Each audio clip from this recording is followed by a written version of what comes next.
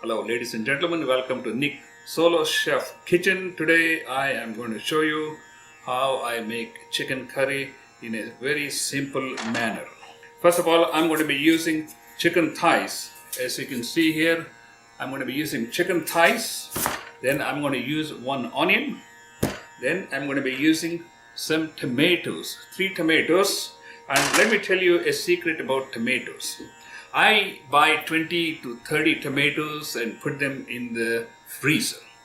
Whenever I need to use tomatoes, I take 3 or 4 tomatoes and put them in a bowl like this and cook it in the microwave for 3 to 5 minutes. Then mix it well. If you want, you can use a blender and mix it and then cook it for another 3 minutes, so your tomato will be cooked before you add to your chicken preparation. Next, I don't believe in spending money, so here I buy these packets. The national brand has some of the best mixers.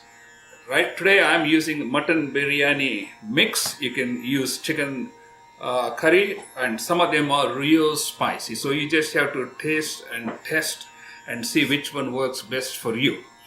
To give some consistency to the gravy, I also use coriander powder. You can use that one. And in addition to that, I would also use basin flour to give some consistency to the gravy. So what I'm going to do is, the remainder of this video is going to be focused on cooking. So let's begin Nick's Solo Chef Chicken Curry. Cheers! It's just water, but you can have some wine and enjoy your cooking and have a nice chat with your family members, so that the cooking doesn't become a chore. It becomes an experience. That's what you really want to do. So let us switch gears and begin the chicken curry preparation. I hope you can see. I'm going to take and slice this onion.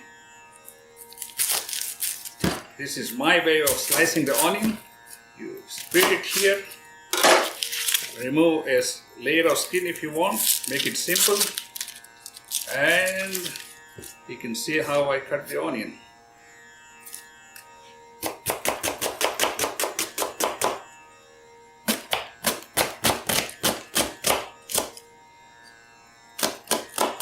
Alright, half of my onion is done. Let's do the same thing for the other half.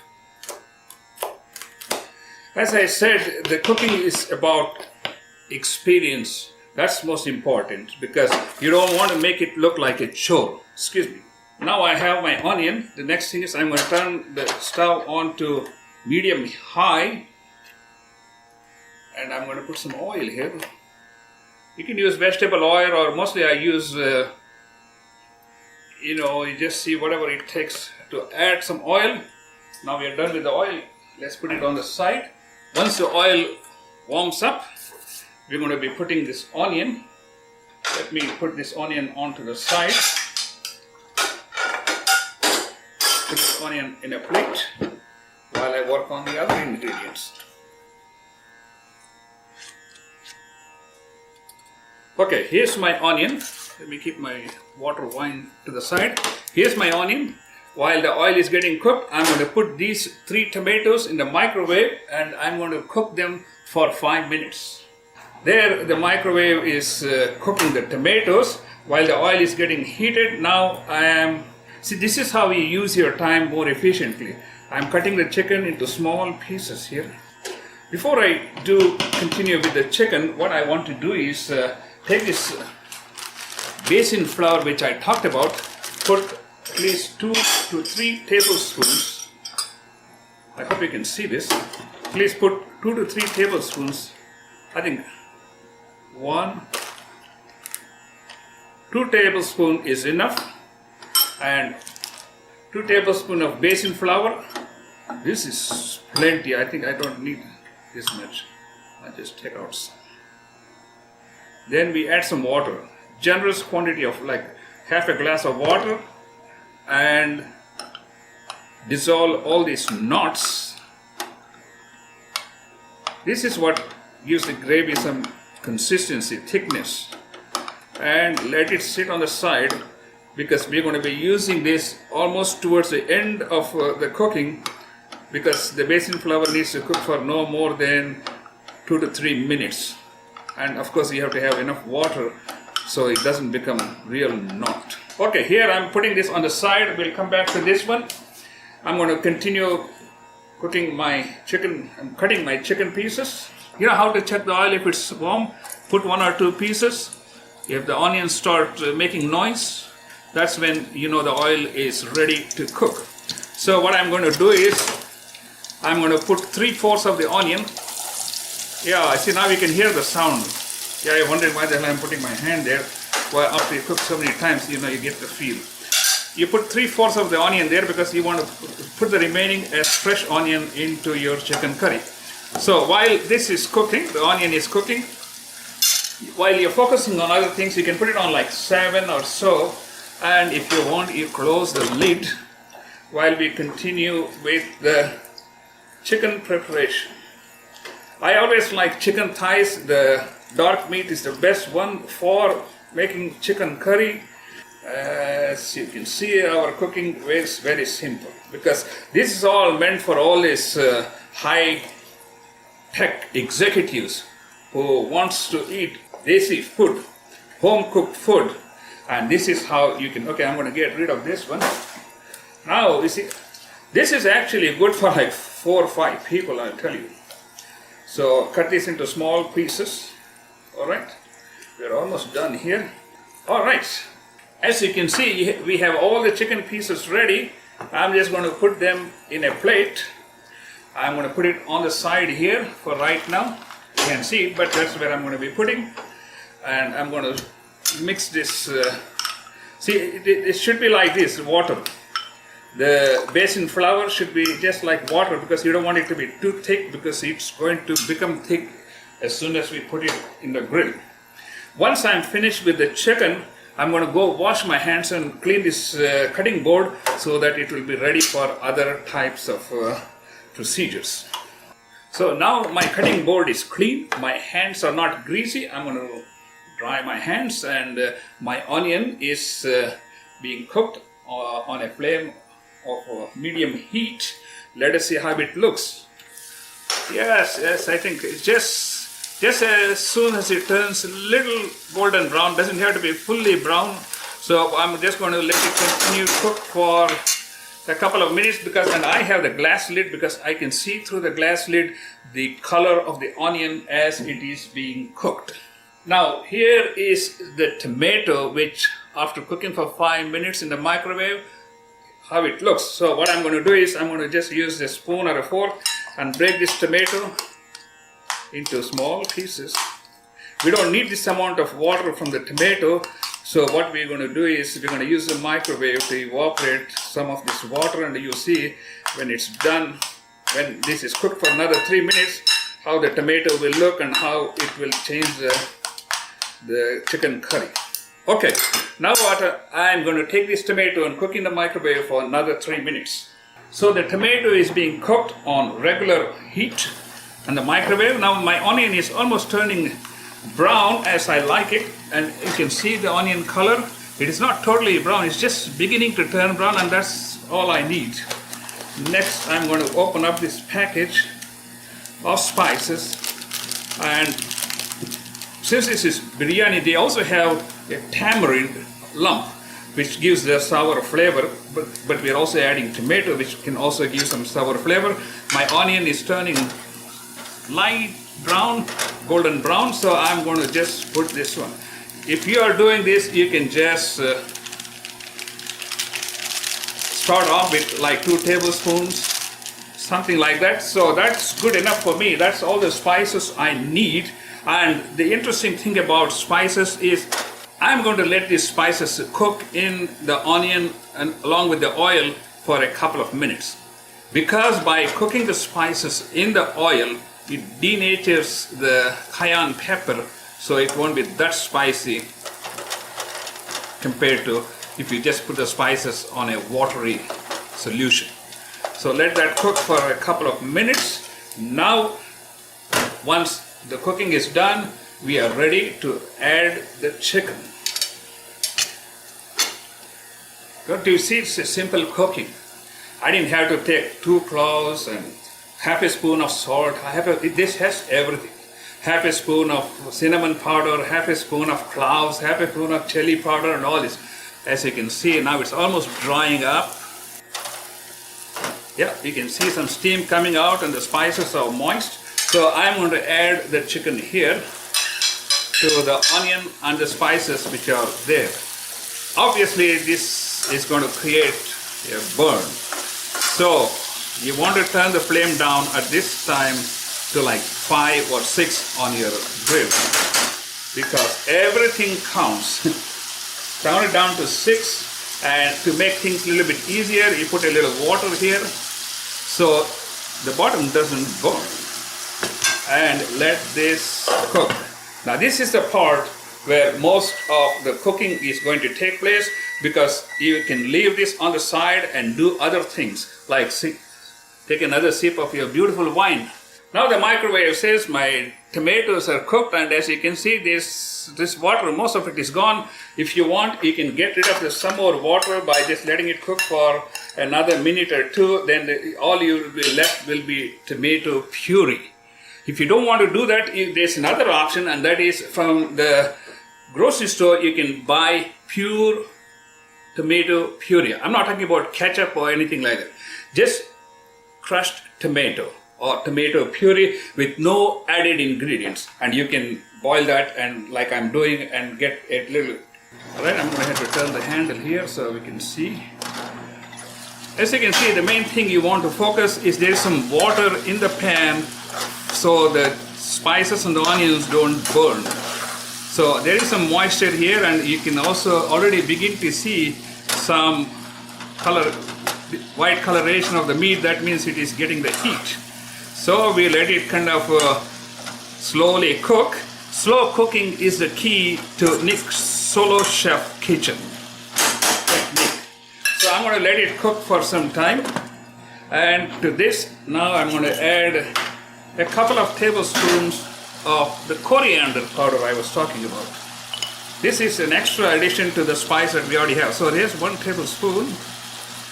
And I'm going to add another tablespoon.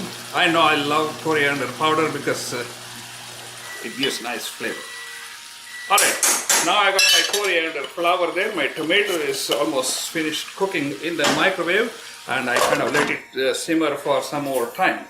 Okay, while the chicken is cooking, and here's my tomato puree, which was prepared from 3 frozen tomatoes. Can you believe that? Now this is ready to be added once the chicken has cooked. This is the part where you had to take some time off, and if you put it on medium heat, you can go and do something else, but put a timer so that the chicken slowly cooks. This is the cooking part of the chicken, which has to take its time. So I added the coriander powder. To this I'm going to add another touch of water, so I don't want this to kind of stick to the bottom. As long as there's some water, once the chicken starts cooking, it releases its own moisture, and you can see it will be very nicely cooked. So let it cook for some more time. Give it some more time. Let's make sure our basin flour here, which I have been working on, is nice and thin. So the only thing I have is basin flour, and we have some fresh onions left here, which we're going to add on top of the cooked chicken. I have some cilantro here. Let me tell you some of the secrets. If you're a solo chef like me, you want to make sure that you can use your produce for more than 1 serving. In order to do that, I freeze the cilantro. When I need to use the cilantro, all I do is, let me see if you can see this. I'm going to put the cilantro on the cutting board here from the packet and just take out whatever I need. Alright, now you can see, here's my cilantro, which is ready to be added at the end of the chicken preparation, just to garnish it. So my cilantro is ready. Now I'm going to put this back in the refrigerator, so that, in the freezer I should say, which I can use it the next time. So I'm still watching the chicken being cooked here. Let's make sure our stuff is good, and you can use a woodland stuff. Now you can see there's some moisture there, and now we're beginning to see some sort of a gravy here. But the key is the chicken has to still cook for another 15 minutes. So you can put a timer in your kitchen and you can let it cook slowly for 15-20 minutes. That's the main cooking part. The rest of it is just, final touch. While the chicken is getting slowly cooked, you want to check, like as you can see here, we got some nice steam coming and there is some gravy. You just want to make sure there is enough moisture for the chicken to cook. If it is not there, you can always add some water. All we got left is for the chicken to cook, and then add our tomato, basin flour, some cilantro, and our chicken will be ready. So let's take a little break. We'll be back in about 10 minutes. Let me put a timer so that I know. Then I will come back and I'll show you the rest of the chicken preparation steps. While the chicken is getting cooked for 10-15 minutes, whatever it takes, that's the time to clean up your kitchen counter. See, I got rid of the, I'm going to put these spices back. There's another packet of spice in this box. I'm going to put it back. Next, I'm going to put the oil back in place so that it will be ready for next time. I'm also going to put the coriander powder back. So as you can see, simplicity is the name of NIK Solo Chef approach. Make life simple. Enjoy when you cook and have a nice conversation. Have a glass of wine and talk about what happened during the day with your loved one or children. The chicken seems to be getting nicely cooked here. So, oh, smelling good. Oh, let's see how it tastes. Goody, goody, goody. It's already beginning to, and it already has salt, so I don't add any salt whatsoever to this cooking. Another interesting thing I wanted to pay attention is that I'm cooking at a temperature that is good enough to just cook the meat without producing a whole lot of steam around. If you're producing a whole lot of steam, you're wasting the energy and you're also trying to fast cook the food, which doesn't really happen. So it has to be a slow cooking. That's why I call this NIK's Executive Solo Chef Cooking Technique. Here's my kitchen timer telling me it's 10 minutes. Now you look at here how the oil has separated and it's already sort of getting a little thick, which that's why I said you have to watch and make sure it doesn't get stuck to the bottom. It was not bad, maybe it would come out real tasty. So once I have this one, what I'm going to do is I'm going to add my tomato, because you remember my tomato has already cooked most of it. Then I'm also going to add this basin liquid. Oh, see, the basin is already forming a little thick layer at the bottom. So I'm going to add this basin.